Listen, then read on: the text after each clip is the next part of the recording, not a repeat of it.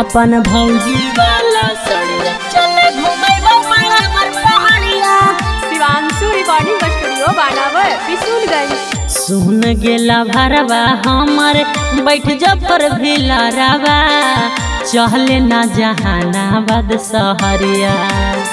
सुन गेला भरवा हमर बैठ जफर भिलारावा चहले ना जहानाबाद सहरी।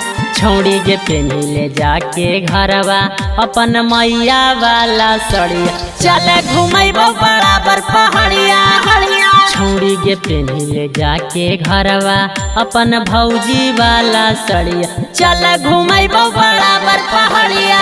सुन गेला भरवा हमर बैठ जफर भिलारावा चहले ना जहानाबाद सहरिया। सुन गेला भरवा हमर बैठ जफर भिलारावा चहले ना जहानाबाद सहर।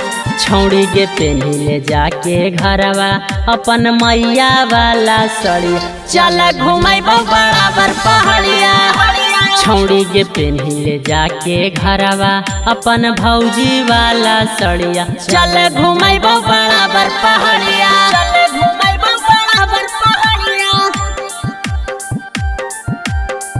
घुमैबो बराबर पहाड़िया।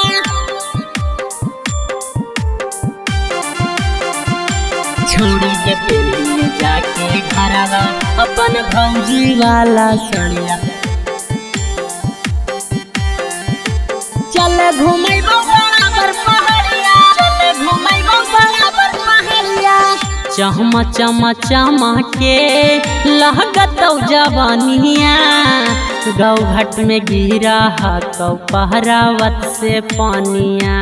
पहरावत से पानिया गे चम चम चमा के लहगतौ जवानिया गौ घाट में गिरा हकौ पहरावत से पानिया।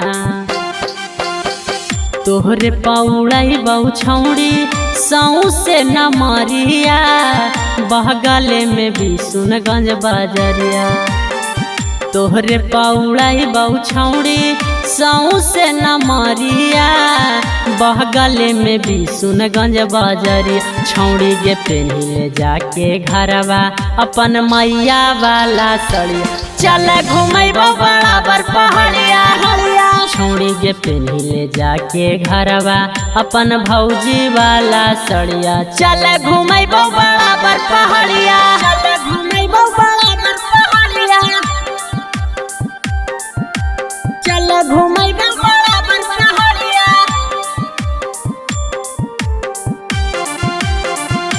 छौड़ी गे पेन्हिले जाके घरवा अपन भौजी वाला सड़िया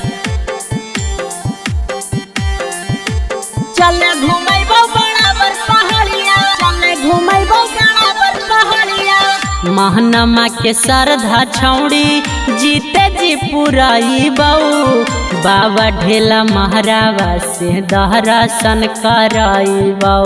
दहरासन कराइबौ गे महनमा के श्रद्धा छौड़ी जीते जी पुराइबौ बाबा ढेला महरावा पर ढेला माराबाइबौ।